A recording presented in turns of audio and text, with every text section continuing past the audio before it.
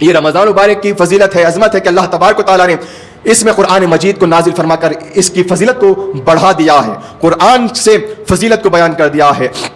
تمام مہینوں میں اللہ تبارک و تعالیٰ نے فضیلت والا بنا دیا ہے قرآن کے نزول کی وجہ سے۔ تمام راتوں میں سے لیلۃ القدر کی رات کو اللہ رب العالمین نے فضیلت والی بنا دیا ہے، قدر والی رات کو اللہ تعالیٰ نے نزول قرآن کی وجہ سے، اور یہ اللہ رب العالمین کا بہت بڑا احسان ہے، لا تعداد شکر و احسان ہے کہ اللہ رب العالمین نے اس دائرے کو اتنی زیادہ فضیلت عطا فرمائی ہے کہ اس دائرے میں 7 پیڑھیوں سے الحمدللہ الحمدللہ علی ذالک قرآن مجید کا کام کیا جا رہا ہے، قرآن مجید کی دعوت و تبلیغ کا کام کیا جا رہا ہے، الحمدللہ رب العالمین۔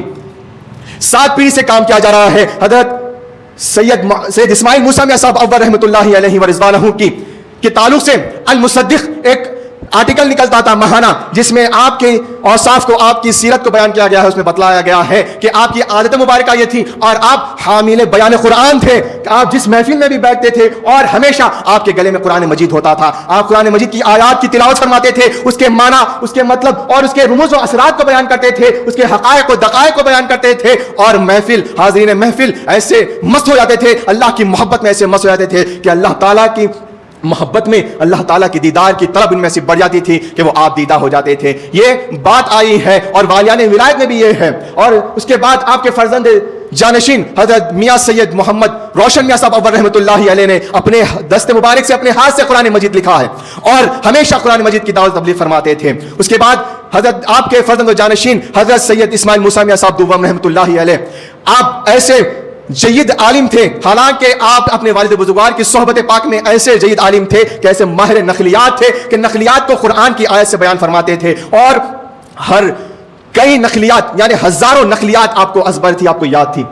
اور اس کے بعد میرے جد مکرم حضرت میاں سید محمد روشن میاں صاحب رحمۃ اللہ علیہ ورضوانہ، حضرت اسماعیل موسیٰ میاں صاحب دوم رحمۃ اللہ علیہ کے فرزند اکبر و جانشین، تفسیر قرآن کا ایسا مایہ ناز تفسیر جو قوم مہدویہ کی سب سے پہلی مکمل اردو تفسیر ہے، جس میں مکمل مہدویہ عقائد کو، مہدویہ اصول کو، مہدویہ کسٹمز کو بیان کیا گیا ہے، اور پورے ثبوت کے ساتھ مہدی موعود برحق علیہ الصلوۃ والتسلیم کی مہدیت کو ظاہر فرمایا گیا ہے۔ تبیین القرآن، تفسیر تبیین القرآن علی منہاج الاسلام والایمان والاحسان کے نام سے جو مشہور ہے، اور اس کا ثانی کہیں نہیں ملتا۔ اس کے بعد میرے والد بزرگوار، میرے مرشد، ہم سب کے مرشد، مرشدنا و مولانا حضرت قاری سید قاسم منظور میاں صاحب قبلہ ادام اللہ فیوز العالیہ سجادہ نشین دائر ہسترا، تقریباً 40 سال سے قرآن مجید کا دعوت تبلیغ فرما رہے ہیں۔ یہ ظہر الجمعہ کا جو آغاز ہوا تھا 40 سال سے زیادہ ہو گیا ہے، اس کے بعد 25 سال سے درس قرآن کا آغاز ہوا ہے۔ 25 سال، یہ سال جو 26 ہے یہ بہت یادگار ہے، کیونکہ درس قرآن کا یہ 25واں سال ہے، سلور جبلی ہے، اور اللہ تبارک و تعالیٰ کے فضل سے اور کرم سے اللہ تبارک و تعالیٰ نے دائر ہستے پر اتنا فضل فرمایا ہے کہ ہر